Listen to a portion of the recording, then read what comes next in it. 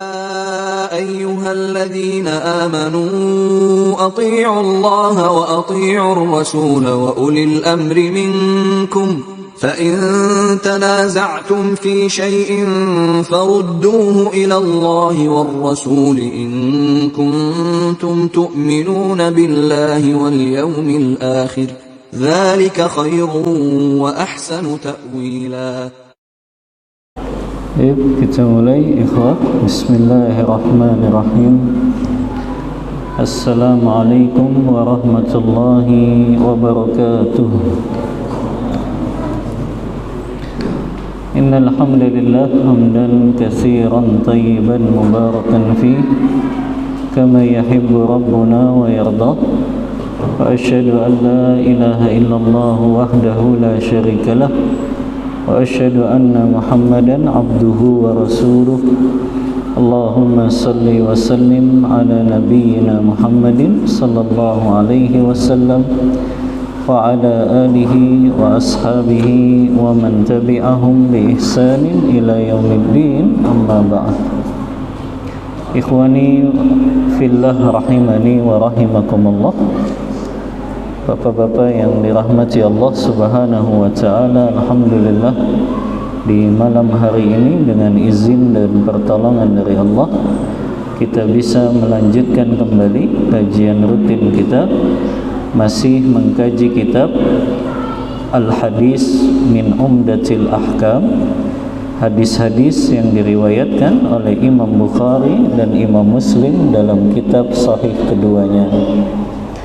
Kita sampai pada bab salatul kusuf, bab tentang salat gerhana. Yang pertama, para ulama fikih menyebut al-kusuf wal khusuf. Kalau salat kusuf dengan kaf itu maknanya gerhana matahari. Tapi kalau khusuf dengan kha itu maknanya gerhana bulan. Walaupun yang terjadi di zaman Rasulullah SAW itu hanya gerhana matahari saja. Namun para ulama fiqih menyamakan sebagaimana terjadinya gerhana matahari itu disyariatkan untuk melaksanakan sholat, maka begitu juga ketika terjadi gerhana bulan juga disyariatkan untuk melaksanakan sholat, ya. Kita bahas hadis yang pertama. An Aisyah radhiyallahu anha, dari ibunda kita Aisyah, semoga Allah senantiasa meridhai beliau. Beliau berkata, anna syamsa khasafat ala ahdin nabi anna syamsa khasafat ala ahdi Rasulillah sallallahu alaihi wasallam. Suatu hari terjadi gerhana matahari di zaman Rasulullah sallallahu alaihi wasallam. Fa ba'atha munadiyan yunadi. Kemudian Rasulullah mengutus seorang utusan. Yang utusan itu berkata, as-salata jami'ah atau as-salatu jami'ah. Fajtama'u wa taqaddama fakabbara wa shalla arba'a raka'atin fi raka'ataini wa arba'a sajadatin. Kata Aisyah, terjadi gerhana matahari di zaman Nabi sallallahu alaihi wasallam. Beliau mengutus seorang utusan untuk menyeru as-salatu jami'ah. Apa artinya as-salatu jami'ah? Hadirilah salat yang berjamaah ini, maknanya salat gerhana. Fajtama'u, maka mereka pun berkumpul. Wa taqaddama, Rasulullah pun maju untuk menjadi imam. Fakabbara, kemudian beliau bertakbiratul ihram. Wa shalla arba'a rakaat, dan beliau salat dengan 4 kali ruku. Wa arba'a sajadat, dengan 4 kali sujud dalam 2 rakaat. Inilah yang disebut dengan salat gerhana. hadis riwayat Bukhari dan Muslim. Maka ini dalil ikhwah, pernah terjadi gerhana matahari di zaman Rasulullah. Dan gerhana matahari di zaman Rasulullah ya, itu bukan menandakan mereka bersenang-senang gitu. Justru ketika terjadinya gerhana matahari atau terjadinya gerhana bulan, itu Rasulullah dan para sahabat dalam keadaan takut. Tapi manusia di zaman sekarang, mereka kalau terjadi gerhana malah sibuknya selfie. Mereka abadikan, padahal Rasulullah dan para sahabatnya takut ketika terjadi gerhana matahari tersebut. Karena kenapa? Karena Rasulullah kan bersabda dalam hadis riwayat Bukhari, di antara tanda-tanda kiamat besar terjadinya salah satu khusuf, 3 gerhana. Gerhana di sebelah timur, gerhana di sebelah barat, dan juga gerhana di Jazirah Arab.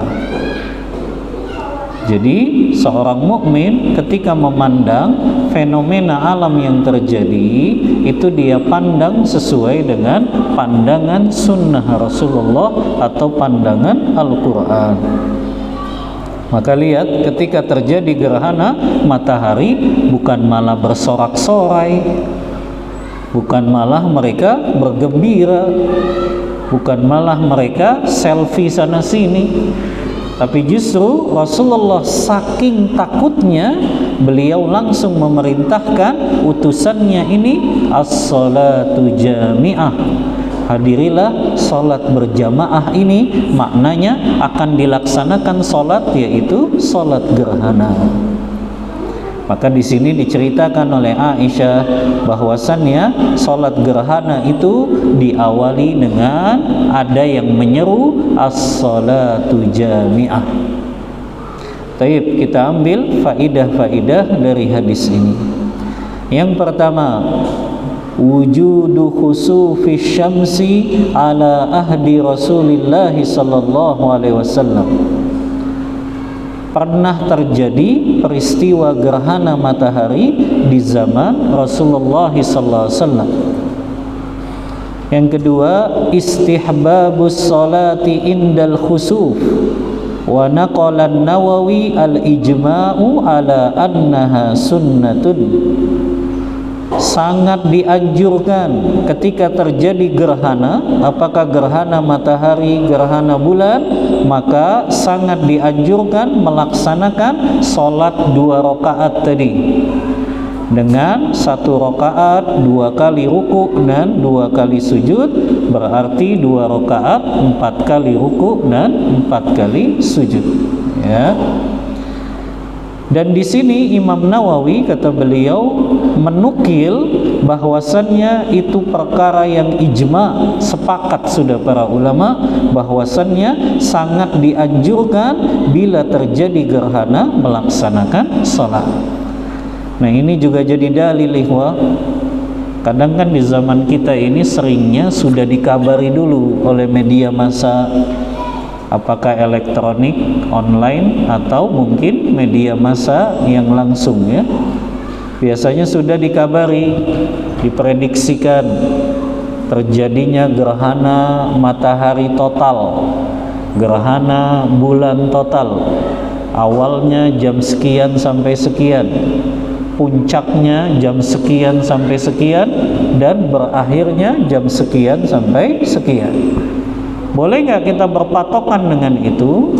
Kita berpatokan dengan itu hanya sebagai prediksi saja.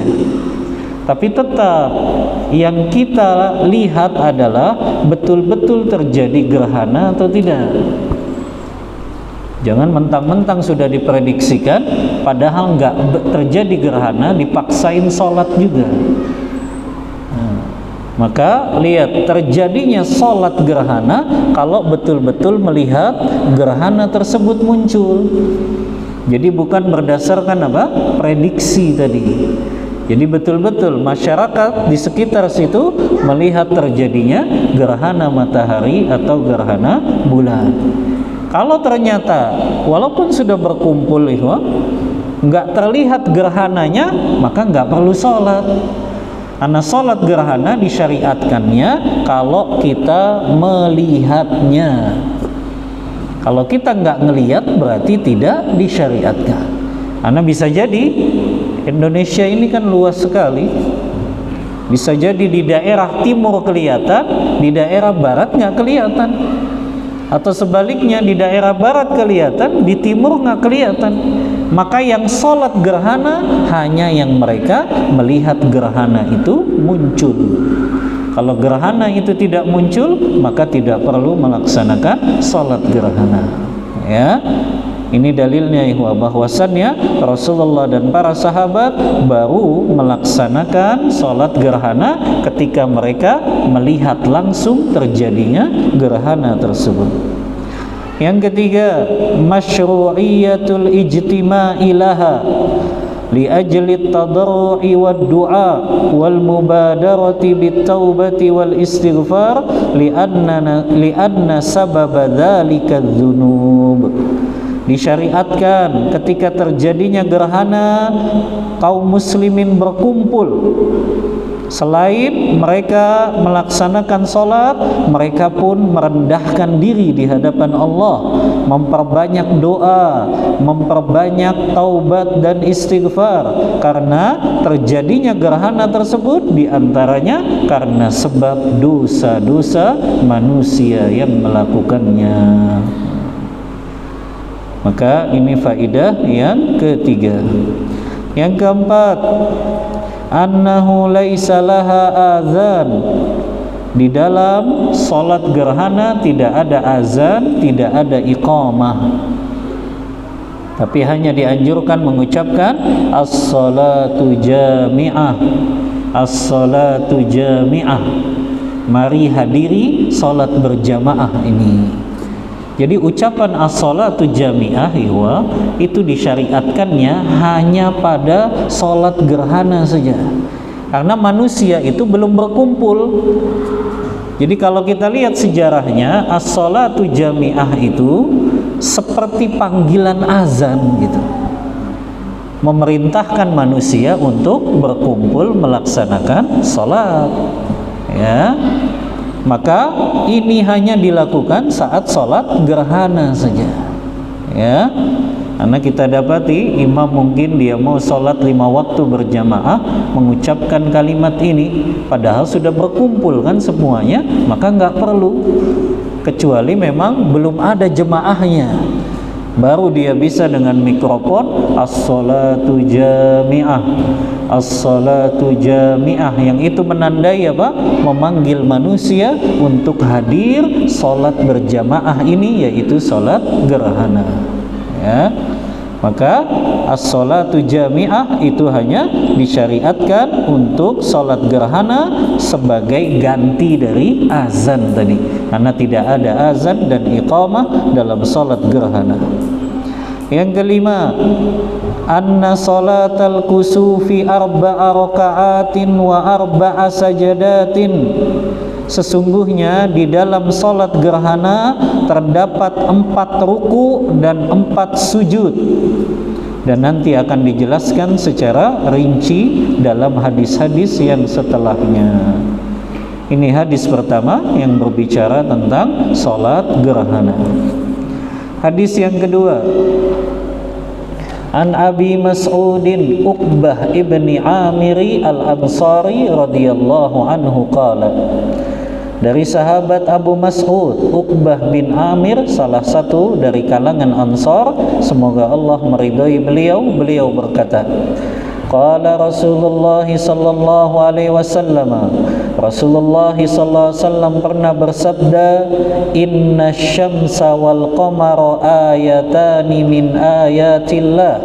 Sesungguhnya matahari dan bulan adalah 2 tanda di antara tanda-tanda kekuasaan Allah. Yukhawwifullahu bihima ibadahu. Allah memberikan rasa takut kepada hamba-hambanya dengan gerhana tersebut. Wa innahuma la yankasifani limauti ahadin minan nasi wala lihayatihi. Dan sesungguhnya terjadinya gerhana matahari dan bulan itu bukan karena sebab kematian seseorang atau bukan karena sebab kelahiran seseorang. فَإِذَا رَأَيْتُمْ مِنْهُمَا شَيْئًا فَصَلُّوا وَدَعُوا حَتَّى يَنْكَشِفَ مَا بِكُمْ.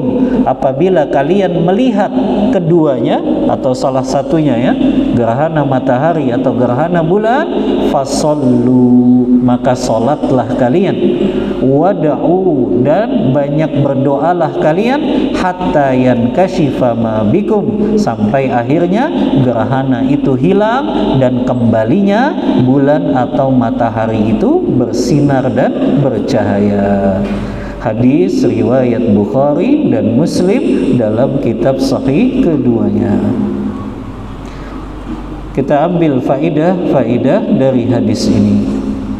Yang pertama, masyru'iyatus salati wad du'ai indal kusufi wal khusuf ruju'an ilallah. Disyariatkan melaksanakan salat dan berdoa ketika peristiwa gerhana matahari maupun gerhana bulan sebagai tanda rasa takut dan kembali kita kepada Allah Ta'ala. Dan di sini dijelaskan nih, dalam hadis riwayat Bukhari yang lain dari sahabat Al-Uqaili, dia berkata, dulu orang-orang musyrik jahiliyah, mereka meyakini bahwasannya setelah wafatnya Ibrahim, anaknya Rasulullah, maka terjadi gerhana matahari. Dan mereka menganggap peristiwa gerhana matahari ini karena wafatnya anaknya Rasulullah Ibrahim itu. Makanya kemudian Rasulullah menyampaikan hadis ini. Ternyata ada keyakinan bahwasannya, oh, ini terjadi gerhana karena wafatnya anaknya Rasulullah. Ya, kita kan juga begitu kadang kaum muslimin. Terjadi hujan besar habis wafatnya misalnya seorang kiai kah, seorang ustadz kah, orang soleh kah, oh, ini hujan gara-gara wafatnya orang soleh itu tuh. Dia kait-kaitkan, ya, dengan fenomena alam, maka ini diingkari. Ketika orang-orang musyrik meyakini wafatnya Ibrahim, terjadinya gerhana itu gara-gara wafatnya anak Rasulullah Ibrahim, maka Rasulullah langsung berkhutbah dengan khutbah ini.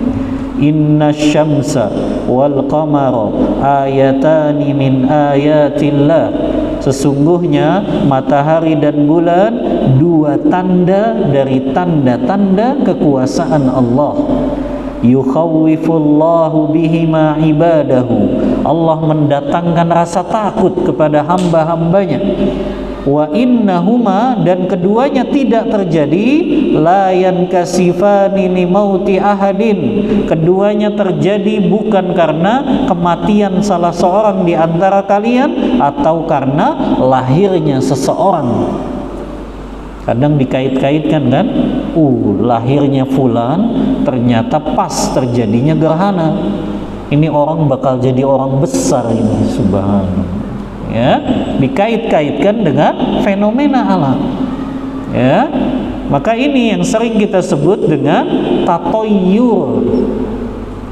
Tatoyur itu bersikap menganggap sial terhadap sesuatu. Seolah-olah, ya, dengan matinya si fulan itu terjadi fenomena alam ini. Maka mengait-ngaitkan yang seperti ini disebut dengan tatoyur. Dan orang yang memiliki sikap tatoyur gak bisa masuk surga tanpa hisab dan azab. Karena Rasulullah menjamin orang-orang yang tauhidnya lurus, akidahnya benar, dia bisa masuk surga tanpa hisab dan azab. Dan ciri-cirinya kan 4 ini.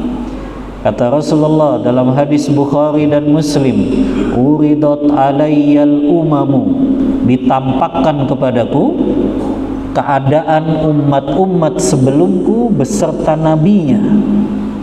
Ditampakkannya di sini kapan kepada Rasulullah? Ada dua kemungkinan kata ulama. Apakah dalam peristiwa Isra Mi'raj atau dalam mimpi beliau? Karena mimpinya Nabi itu adalah wahyu dari Allah. Namun pendapat yang lebih kuat, ditampakkan di sini melalui mimpinya Rasulullah.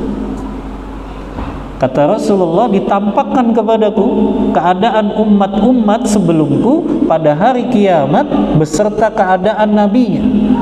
Fara'aitun nabiyya wa ma'ahu rahtin. Aku lihat ada seorang nabi pada hari kiamat, dia bawa umatnya sekitar 3-9 orang saja. Wa ra'aitun nabiyya wa ma'ahu rajulu wa rajulan. Aku lihat seorang nabi yang dia bawa pengikutnya cuma 1 orang saja. Maksudnya yang beriman kepadanya cuma 1 orang. Ada lagi, aku lihat seorang nabi yang dia bawa umatnya cuma 2 orang saja. Wa ra'aitun nabiyya wa laysa ma'ahu ahad. Bahkan aku lihat seorang nabi, dia datang pada hari kiamat enggak ada satupun pengikutnya. Kemudian kata Rasulullah, farufi ali sawadun azim, ditampakkan kepadaku jumlah orang yang begitu banyak. Ya. Kemudian malaikat berkata, hadhihi laisa ummatuk, wahai Muhammad, itu bukan umatmu, itu adalah umatnya Nabi Allah Musa alaihi salam. Kemudian kata malaikat, unzur ilal ufuk, lihatlah ke ufuk sana. Fara'ali sawadun azim, aku pun melihat jumlah orang yang begitu banyak. Baru malaikat berkata, hadhihi ummatuk, itu baru umatmu, wa ma'ahum sab'una alfan yadkhuluna al-jannata bighairi hisab. Dan bersama mereka ada 70.000 orang yang masuk surga tanpa hisab. Yang sifatnya 4 kata Rasulullah. Humul ladzina la yastarqun, mereka orang-orang yang tidak meminta ruqyah. Humul ladzina la yaktawun, mereka orang-orang yang tidak minta berobat dengan menggunakan kain. Berobat dengan menggunakan kain, besi yang dipanaskan. Ya. Humul ladzina la yatatayyarun, mereka orang-orang yang enggak bersikap tatayyur, menganggap sial sesuatu.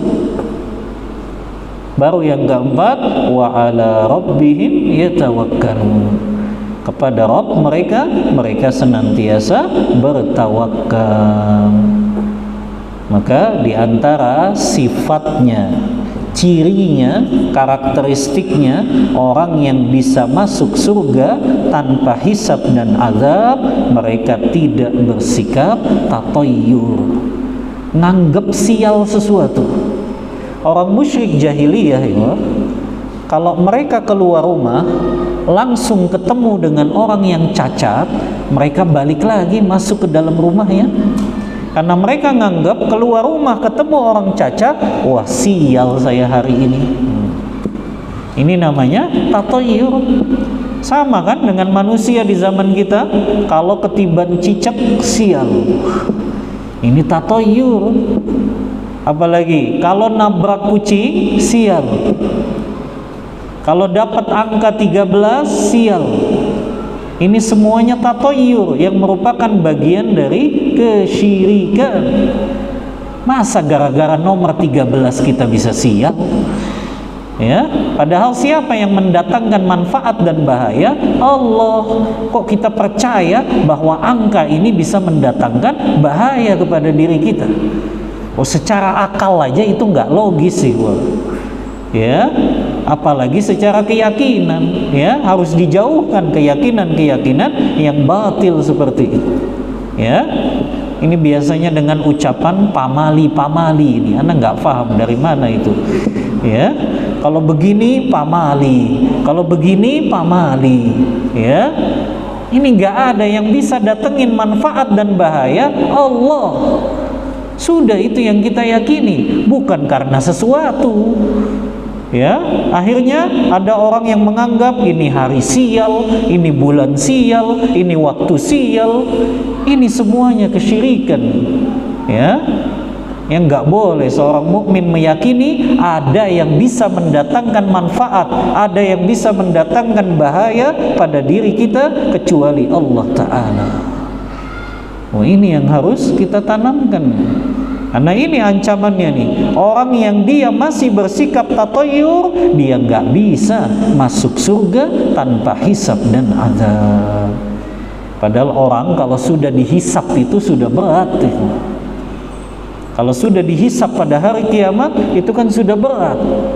Ya, pertanyaannya saja itu sudah berat sekali, dari sisi hartanya, masa mudanya, waktunya, untuk apa dia habiskan, ilmunya apakah dia amalkan, hartanya dari mana dia dapatkan, kemana dia belanjakan, seluruh jasadnya untuk apa dia gunakan. Itu kan berat orang kalau sudah dihisab oleh Allah Ta'ala.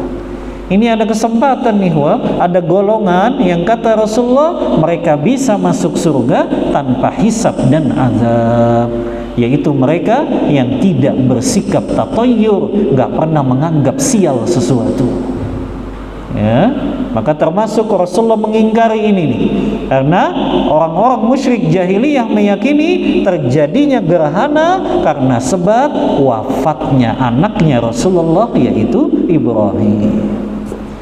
Ini keyakinan-keyakinan jahiliyah seperti ini. Ya, mereka selalu mengaitkan fenomena alam itu dianggap sebagai kesialan.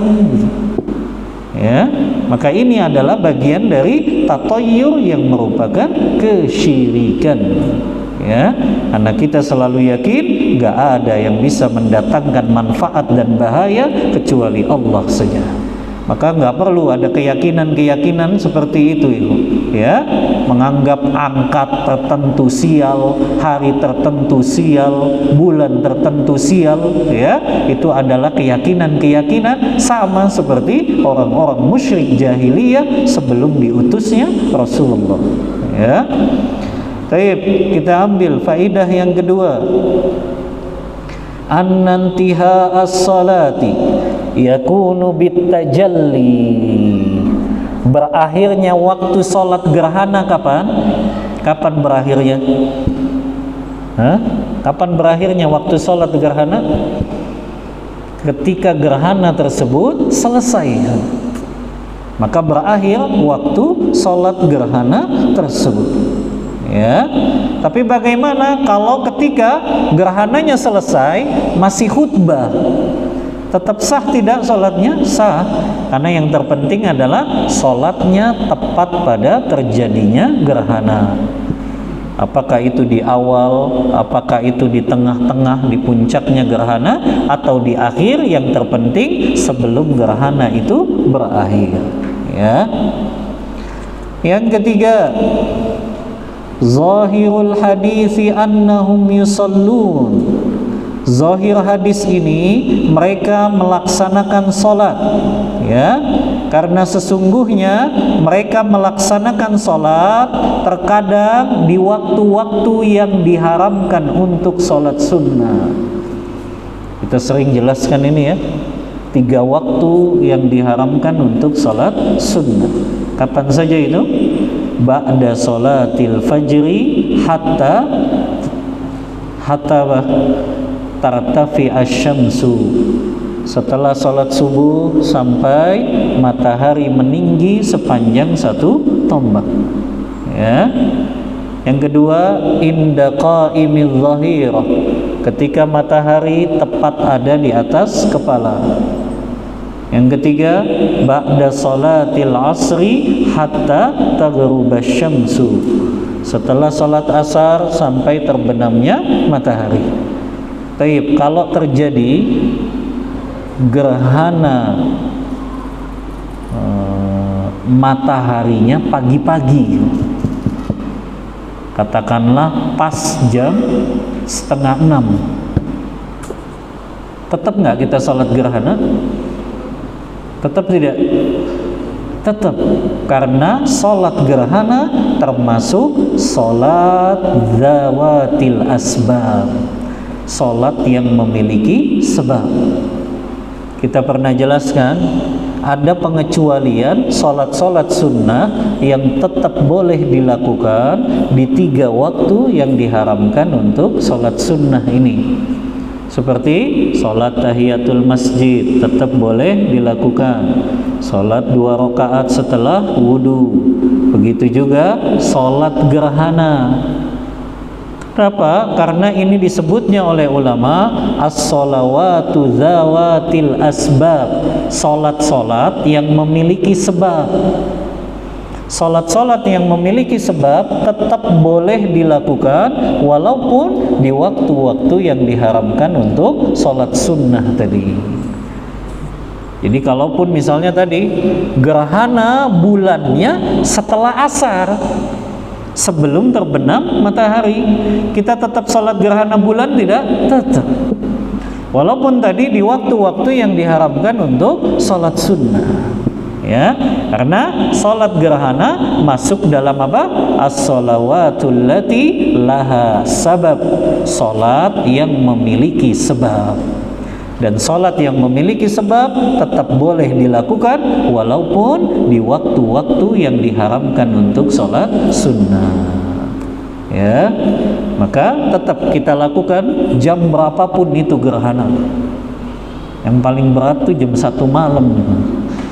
Ya, kalau terjadi gerhana bulannya, ya, itu di daerah rumah anak di Jakarta itu subhanallah, ya, jemaah masjidnya luar biasa. Jam 1, jam 2 gerhana bulan tetap ada sholat ya, ya, sholat.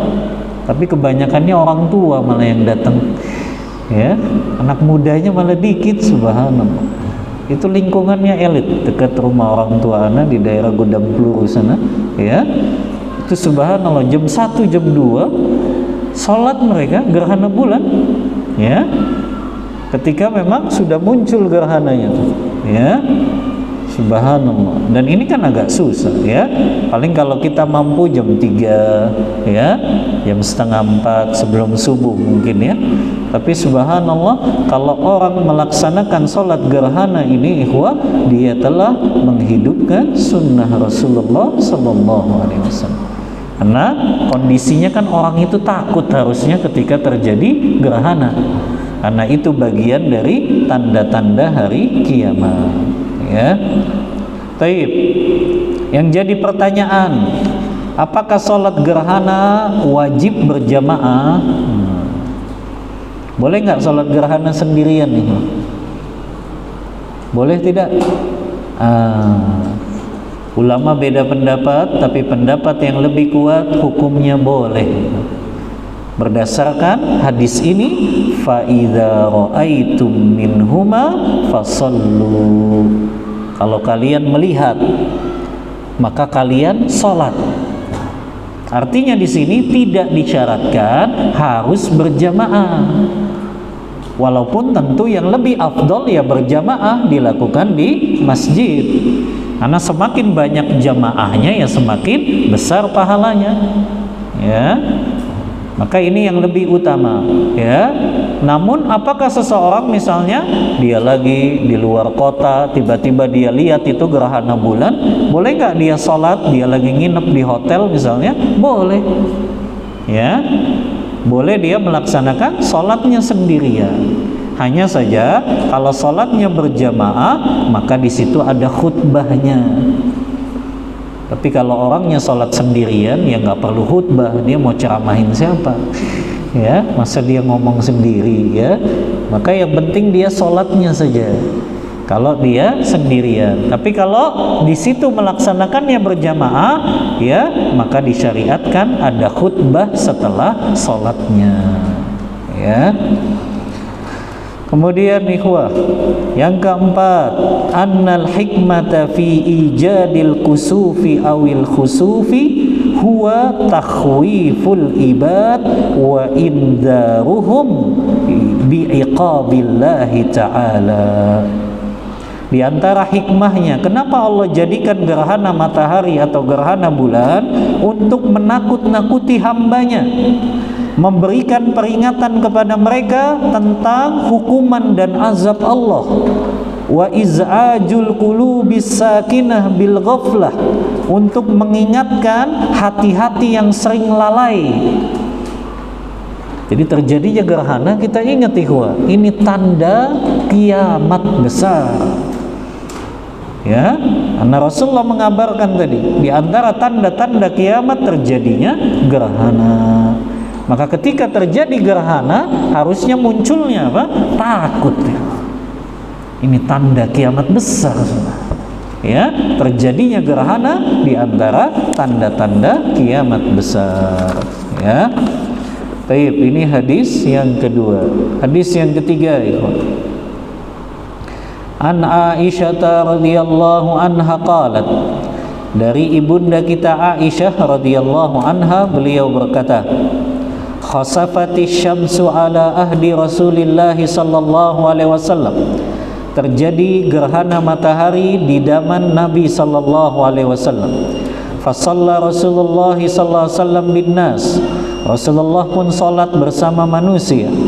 Fa'atalal qiyam, ini tata caranya ya, Rasulullah memanjangkan berdirinya ketika sholat. Summa raka'a, kemudian beliau ruku. Fa'atala ruku'a, beliau panjangkan rukuknya. Summa qama fa'atalal qiyam, setelah ruku nggak langsung dia i'tidal dan sujud, tapi bangkit lagi setelah ruku dan membaca lagi Al-Fatihah dan juga surah yang lainnya. Ya, makanya disebut satu rakaat dua kali ruku. Ya, jadi rakaat pertama panjang bacaannya, ya, kemudian ruku, ya, kemudian tetap mengucapin sami Allahu liman hamidah rabbana walakal hamd, lanjut lagi bacaannya. Ya, bacaan imam dijaharkan, dikeraskan, baik salat gerhana bulan atau gerhana matahari.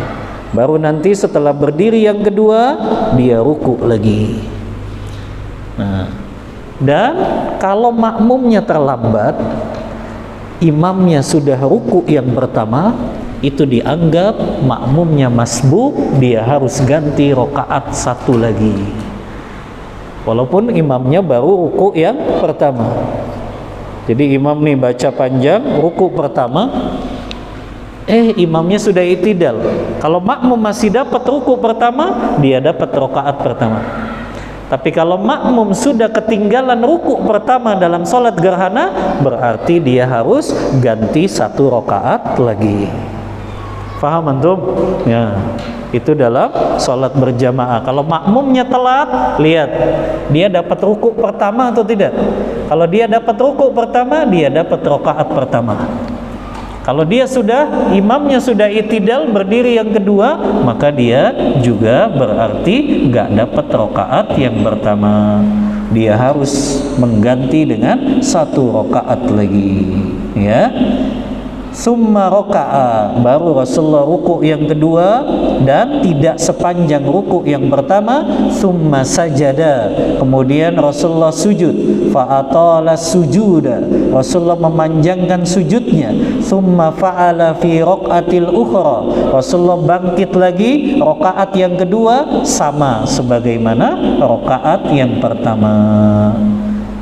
Kata Aisyah dalam hadis Bukhari yang lain, ma ra'aitu, aku nggak pernah melihat ruku yang paling lama, sujud yang paling lama dilakukan Rasulullah kecuali ketika beliau sholat gerhana, karena dalam keadaan takut itu. Ya, makanya kenapa kok sholatnya begitu panjang berdirinya, rukunya begitu panjang, sujudnya begitu panjang, itu menandakan rasa takutnya luar biasa besar. Makanya inilah yang dinamakan sholat gerhana, begitu panjang bacaannya, karena memang Rasulullah dalam keadaan takut yang luar biasa. Ya, Taib, sudah masuk waktu sholat isya. Kita break terlebih dahulu. Wallahu ta'ala a'lam bissawab. Wa sallallahu ala nabiyyina Muhammadin wa ala alihi wa sahbihi wasallam. Kita kembali melanjutkan pembahasan tentang salatul kusuf, salat gerhana, baik gerhana bulan maupun gerhana matahari. Kita sampai pada hadis yang ketiga tadi ya. Hadis dari Ibunda Aisyah radhiyallahu anha. Ini testimoninya Ibunda kita Aisyah yang menggambarkan tata cara salat gerhananya Rasulullah sallallahu alaihi wasallam. Yang Aisyah menceritakan Rasulullah salat begitu lama berdirinya saat salat gerhana, begitu juga kemudian rukuknya beliau panjangkan, setelah itu bangkit dari rukuk, sami Allahu liman hamidah, Rabbana walakal hamd, melanjutkan bacaan kembali Al-Fatihah dan juga ayat-ayat yang panjang, baru kemudian rukuk kembali dengan rukuk yang panjang namun tidak seperti rukuk yang pertama. Baru kemudian sujud, baru duduk antara dua sujud, sujud kembali sampai bangkit ke rakaat yang berikutnya. Maka berarti salat gerhana jumlahnya 2 rakaat dengan 4 kali ruku, 4 kali sujud. Salat gerhana 2 rakaat, 4 kali ruku, 4 kali sujud ya. Taib. Hadis yang terakhir hadis yang keempat. An Abi Musa al-Ash'ari radhiyallahu anhu qala, dari sahabat Abu Musa al-Ash'ari, semoga Allah meridhai beliau berkata, khasafatish syamsu ala zamani Rasulillah sallallahu alaihi wasallam, terjadi gerhana matahari di zaman Rasulullah sallallahu alaihi wasallam. Faqama fazi'an yakhsha an takuna sa'ah, maka Rasulullah langsung bangkit berdiri dan beliau dalam keadaan takut karena menganggap ini adalah tanda kiamat. Hatta atal masjidah, sampai akhirnya Rasulullah datang ke masjid. Faqama fasalla bi atwali qiyamin, Rasulullah salat dan berdiri dengan lama. Wa ruku'in, dan beliau ruku, wa sujudin, dan beliau ruku. Lihat kata Aisyah, ma ra'aituhu yaf'alahu fi salatin qat, aku enggak pernah melihat Rasulullah berdirinya, rukuknya, sujudnya begitu lama, melainkan itu hanya dalam salat gerhana saja. Jadi berdirinya begitu lama, rukuknya begitu lama, sujudnya pun begitu lama. Dan itu dilakukan Rasulullah ketika salat gerhana saja. Tsumma qala, kemudian Rasulullah berkata, ini setelah salat ada khutbah ya. Inna hadhil ayat allati yursiluha Allah Ta'ala la takunu li mauti ahadin wala li hayatih. Kata Rasulullah, sesungguhnya ini terjadinya gerhana merupakan tanda-tanda kekuasaan yang Allah kirimkan kepada kita, dan itu bukan karena sebab kematian salah seorang di antara kita atau bukan karena sebab kelahiran seseorang di antara kita. Walakinnallaha yursiluha yukhawwifu biha ibadah, tapi Allah mengirimkan gerhana ini untuk menakut-nakuti hamba-hambanya. Fa idza ra'aitum minha syai'an fafza'u ila dzikrillah wa du'aihi wastighfarihi, apabila kalian melihat terjadinya gerhana ini, maka bersegeralah kalian berzikir kepada Allah, maksudnya bersegera salat. Wa du'aihi, memperbanyak doa, wastighfarihi, memperbanyak mohon ampun kepada Allah. Hadis riwayat Bukhari dan Muslim. Ini juga menyebutkan nih, kenapa Rasulullah salat? Karena beliau mengalami takut yang luar biasa. Maka ini yang menjadikan Rasulullah melaksanakan sholat gerhana, ya, dan para ulama menafsirkan baik itu gerhana matahari maupun gerhana bulan, ya. Taib, ini pembahasan kita 4 hadis yang berkaitan dengan sholat gerhana. Untuk materi yang cukupkan nih, kita buka diskusi dan tanya jawab. Wallahu ta'ala a'lam bis-shawab. Wa sallallahu ala nabiyyina Muhammadin wa ala alihi wa sahbihi wasallam. Tafadhal bila ada yang punya pertanyaan. Nah, silakan. Assalamualaikum warahmatullahi wabarakatuh. Waalaikumsalam warahmatullahi wabarakatuh. Ana dulu pernah melakukan sholat gerhana di satu masjid di Karawang. Nah, Tapi sebelum melakukan sholat itu dianjurkan untuk bertakbir seperti takbir hari raya. Apakah itu ada dalilnya? taib, iya. Assalamualaikum warahmatullahi Waalaikumsalam warahmatullahi wabarakatuh. Iya, jazakallahu khairan. Pertanyaan yang bermanfaat, ya. Mengenai bertakbir sebelum melaksanakan sholat gerhana, ini memang ulama berbeda pendapat. Memang ada hadis Rasulullah yang mengatakan, fa idza ra'aitum, apabila kalian melihat terjadinya gerhana, lafaznya kata Rasulullah, fakabbiru, fasallu, salatlah kalian, wa kabbiru, bertakbirlah kalian, ya, wada'ullaha, kemudian memperbanyak doa, wa tasaddaqu, dalam lafaz lain bersedekahlah. Sebagian ulama menafsirkan fakabbiru, bertakbirlah di situ, bertakbir sebelum sholat. Adapun sebagian ulama lagi memaknai fakabbiru, bertakbirlah di situ, maksudnya takbiratul ihram, yaitu melaksanakan sholat. Ya. Maka wallahu a'lam, ini memang ulama beda pendapat. Ada yang memang mengatakan bahwa disyariatkan bertakbir sebelum melaksanakan sholat gerhana. Berdasarkan hadis tadi pemahamannya, fakabbiru di situ maknanya adalah bertakbir. Tapi wallahu a'lam, ana lebih condong pada pendapat tidak didahului dengan takbir terlebih dahulu, karena Rasulullah ketika melihat gerhana langsung berdiri saja dan memerintahkan utusannya mengucapkan apa? As-salatu jami'ah, as-salatu jami'ah. Ketika sudah kumpul baru Rasulullah langsung takbiratul ihram. Ini pendapat yang lebih kuat. Wallahu ta'ala a'lam bis-shawab. Tafadhal, ada lagi ikhwah?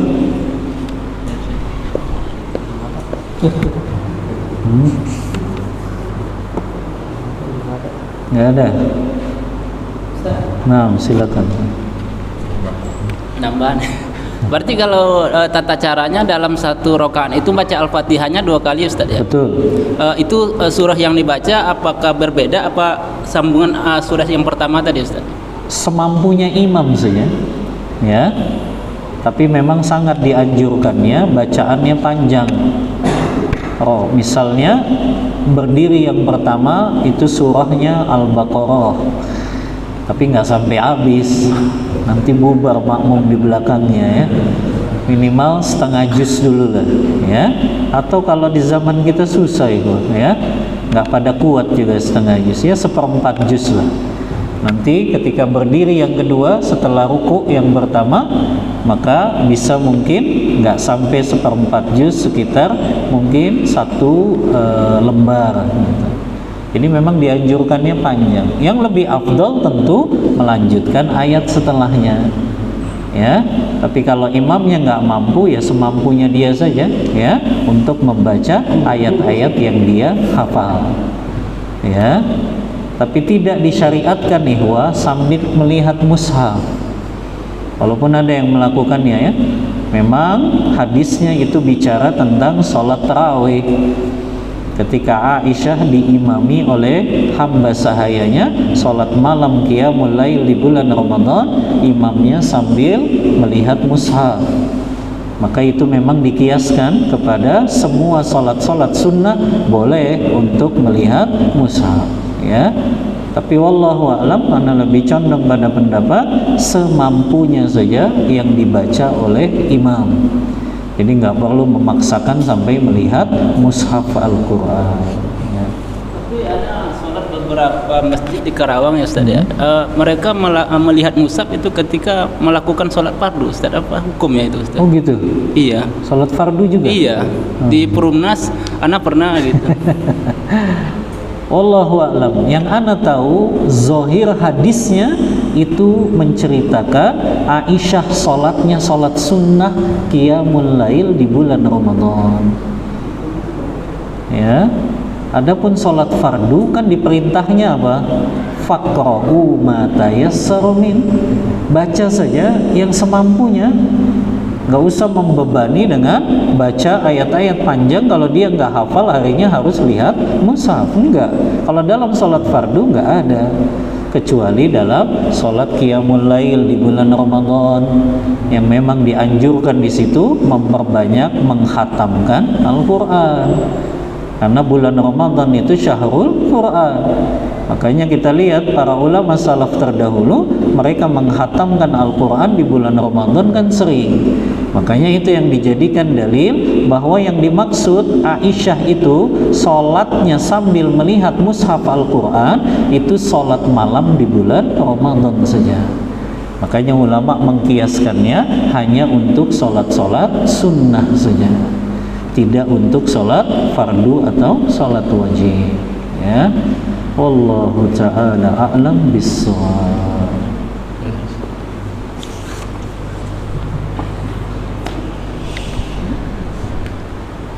Ada lagi? Nggak ada ya? Baik, kalau memang tidak ada kita cukupkan kajian kita pada malam hari ini ya. InsyaAllah selanjutnya kita bahas tentang sholat apa yang belum.